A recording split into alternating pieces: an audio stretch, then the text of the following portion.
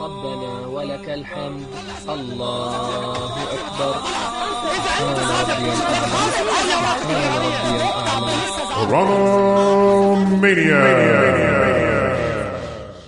In the wake of our last edition of Quranimaniacs, I got a two-part tweet from Bongo Rider, desperate for more clarity.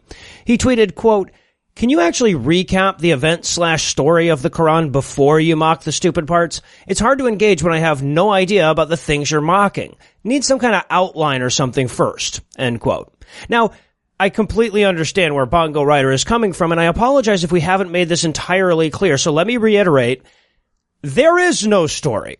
There are no events. There is no outline. This book is just an endless screed of some dude free associating. This book doesn't bother with stuff like narrative and things happening and logical relationships between adjacent sentences. It is literally just some drunk guy that hates Jews saying whatever comes into his head from moment to moment. Yeah, Bongo, I feel your pain, so let me give it a try. Imagine Donald Trump trying to read the Old Testament during a heroin nod while adding his own commentary. We're not skipping the good parts on you. No. Yeah. No.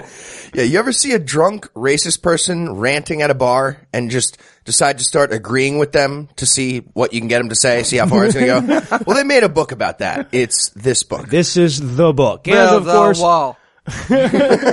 when I think about holy, I think about my lovely wife, Lucinda, so she'll be rejoining us for a trio of surahs this evening. Lucinda, welcome back. You be careful how you introduce a person whose teeth are allowed on your dick. I'm just saying. Wow. Well, I guess after reading this violent shit, I should expect it. All right, so as I've already indicated, we're going to knock out 3 more surahs this week, numbers 9 through 11, but something tells me we're going to spend a little more time on 9 than 10 and 11, because this has got to be the surah that Quranic apologists most wish did not exist. And we're not going to wait for the crazy on this one. We learn right away that you need to proclaim a grievous punishment to anybody who doesn't believe in the Quran, unless you already promised not to. Mm-hmm. Yeah. The whole beginning felt like the owner of a team trying to explain how they're going to fuck over the old season ticket holders at the new stadium they're making, except it's murder them. Yeah, right. And not switch the season ticket. Basically says, we're going to tear down all the non-Muslim stuff and build new everything. Also, we're going to torture and kill all the non-Muslim people. But if any heathens have season tickets, we will honor those and not murder them. Until the end of the season, at which point those seats go up for sale as a personal seat license or PSL, and then we kill them. That's the start of chapter 9. Well, and that's just the fucking warm-up, because after that we get the infamous sword verse, verse 5, the bane of those religion of peace apologists, quote, "When the sacred months are over, slay the idolaters wherever you find them. Arrest them, besiege them, and lie in ambush everywhere for them. If they repent and take to prayer and render the alms levy, allow them to go their way." And as if it's not obvious from the preceding sentences, it closes with, "God is forgiving and merciful." End quote. Yeah, and just to be clear, they're suggesting that you ambush all the non-Muslims and try to kill them with a sword. Mm-hmm, yeah. Mm-hmm. But if they repent, pray to Allah, and also fill out some tax paperwork right before you stab them, you should not stab them. Right. Yes, exactly. Which is way too late. Point being, you shouldn't have stabbed that one. You shouldn't have stabbed that one. Lesson learned. Lesson learned. Oops. Also, I love the apologetic for this verse because this one doesn't even work with like the usual jingly keys. So I looked up the apologies for this, and what I found was basically, well, you have to understand that they'd been attacked by these polytheists before, so he's really talking about like those people, and he did, so squaresies. And it seems almost petty to bring this up after 15 verses of murder everyone who disagrees with you. But we're reminded in verse 16 that you should never, ever be friends with non-Muslims. Right. I mean, that seems like it goes without saying since you're murdering them and they probably wouldn't accept your friend request anyway.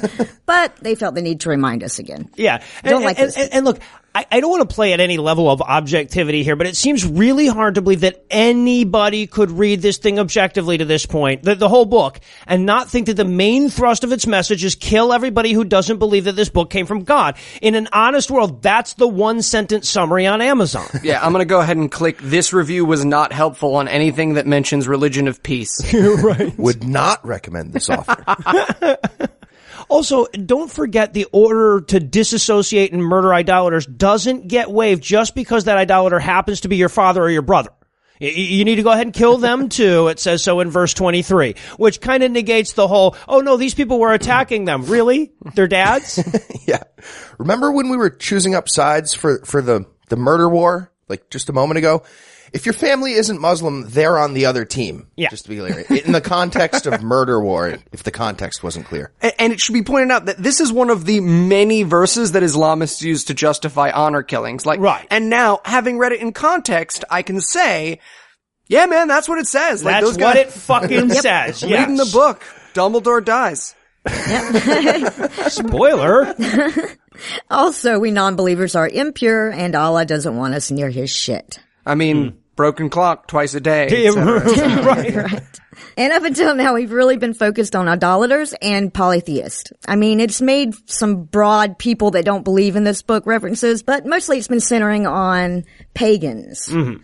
So in verse 29, Muhammad reminds us that this murder them for not agreeing with me rule also counts for Jews and Christians. Right. Unless they bribe you regularly. Hey, of course. Right. Yeah. In case they weren't being clear, they literally want you to walk up to non-Muslims with a sword and say, give me all the money in your wallet and also be Muslim or I kill you right now. But either way, wallet. Right. I get that one way or the other. Makes New York City mugging sound cheery.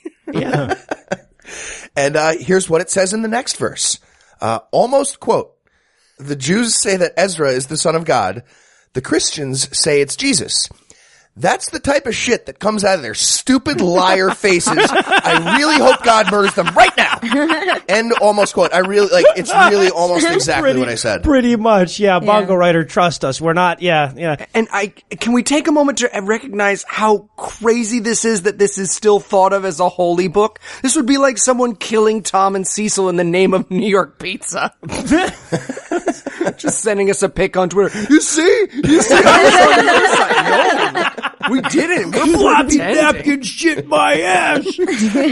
And while you're killing all the people, just a warning, lots of them are going to say stuff like, oh, don't kill me, and I prefer if you didn't murder me right now. And that's how you know they're evil. So continue with the killing when that happens. That's totally normal. I understand why you asked, but don't worry, just go. Like finding vampires by stabbing people with a stake in the heart. I also love in verse 58 where he goes all like, and some of those assholes are probably going to say, I mishandled the money, and we know they're full of shit, right? We should probably murder them too. It's like a homicidal Sarah Moorhead over there. Ouch. Topical. Noah said that one. Him. Also, and this is a little thing, but it made me smile. It says in verse 63, do they not know that whoever opposes God and his messenger shall abide forever in the fire of hell? That is the supreme humiliation. And I'm thinking to myself, humiliation. Right? Are you sure that's the word you're looking for? Oh my God, this eternally skin-melting fire is so embarrassing. I can't stand One never it. looks their best when they're being torn apart by dick wolves. It's like a no-makeup selfie. Don't do that. You know? Right. Does this ass torture make me look fat? Like when I bend over, do I look fat while I'm being ass Oh, tortured? shit. And then we go into this long tirade about all the misery and suffering the way all the non-Muslims. And Muhammad is getting so aroused that you're just sure he had to tell the scribe to leave out the masturbation onomatoppoeia. You know, he's like, hey, don't put in there. Oh, Just, Onomatopoeia. Where's my 9-year-old wife? That's what I yell when I'm God. Oh. But it's okay because in the end, he reminds you it's not that God is condemning these people to hell. They're condemning themselves. Right. God just made hell, made the rules, ensured most people wouldn't know them, and made them confusing. So you have nobody to blame for damnation but yourself. Really. Obviously. Yeah. It's your fault. The reason it's your own fault is because we're always making laws against murder, and that fucks up Muslims who are working on Chapter 9. Right? And by the way, the penalty for making jihad illegal is jihad. You get jihaded to hell, which was clearly posted. So yeah, we asked for it. Obviously. And since this is the 97th time in this book Mo has told us this, I just want to point out what a shitty excuse this is. Muslim God is the teacher who says nobody gets to play Red Rover because kid with undiagnosed ADD shat in his hand and threw it at her. It's like, come on! Tell his parents to give him a pill. Thumbs down, hands up. I was also proud to see Muhammad ranging out in this one. It turns out he can also be perfectly bigoted towards the desert Arabs. His words, not mine. So, like, it turns out they're a bunch of cowards and hypocrites, those desert Arabs. Ooh, can we make Pamela Geller's head explode and tell her she's quoting the Quran? Please. Be like when one of those computers gets a logic puzzle. Yeah, right. We're also warned off of cheap knockoff mosques. Yeah. Look for the union label, I guess. I don't know how you do And it. make sure you look for the true mosque label. Two union nerds at home just went crazy. There's two people, two seamstresses at home right now. Like, Tambourines, they're going nuts. Everybody who lived in Detroit. And by the way, this might be the first time they ever mention Jews and Christians being able to go to heaven, but it's only the homicidal maniac ones, yeah. the ones that killed in God's name in the Bible. So I think this verse was actually like a nod of professional respect to genocide guys in general, like the pioneers who paved the way for Well, I mean, awesome. There's even like Bond villain level shit about how the true Muslims shouldn't ask for forgiveness for their relatives if those relatives aren't Muslim. Mm-hmm. So like hoping your mother won't burn eternally in hell just for disagreeing about sky fairies makes you a bad Muslim. right. So for those keeping score, Muhammad and the fictional communists from If Footmen Tire You, same basic page. More or less, yes.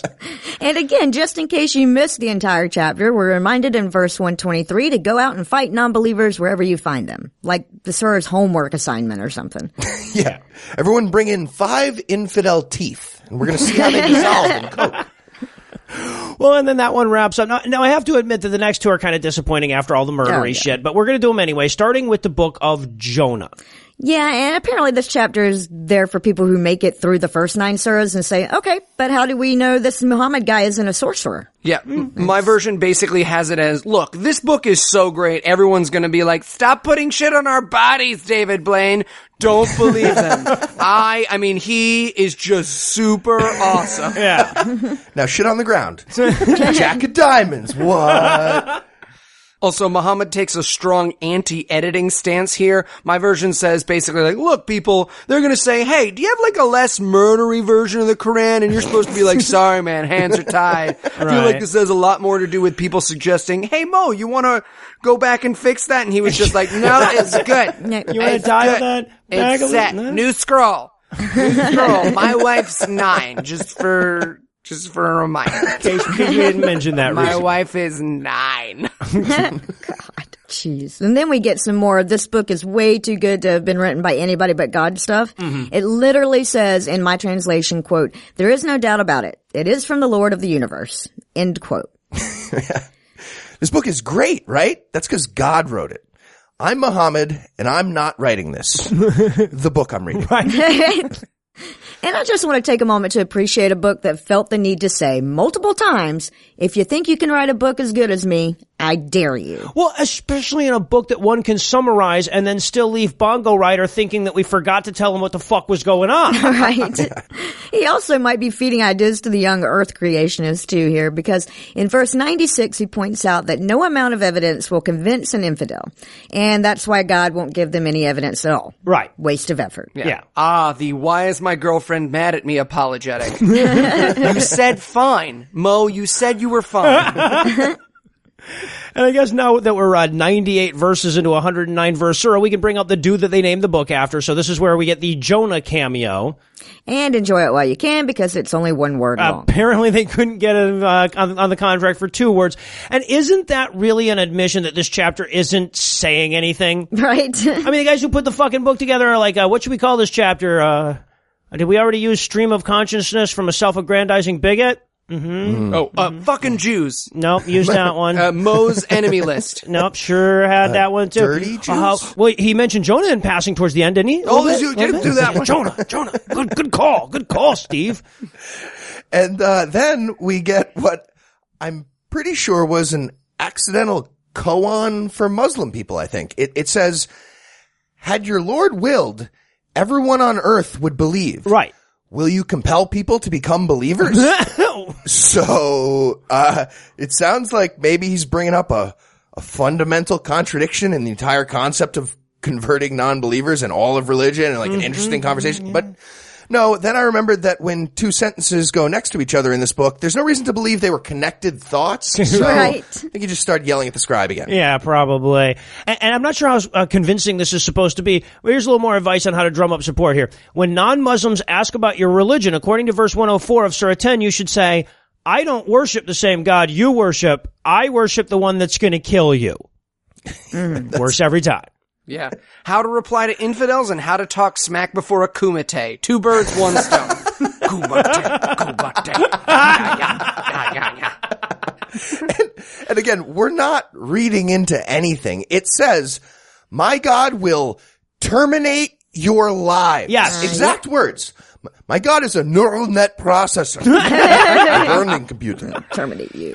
And I guess nothing was done happening because then the surah ends. And when we planned to knock out 3 surahs this week, surprise, surprise, we spent a little more time than we expected on number 9, so we're running crazy long. I mean, Surah 11 is going to have to wait until our next Quranimaniacs in 3 weeks, so between now and then, go murder everybody that disagrees with you. Because apparently I'm allowed to say that and still call myself peaceful.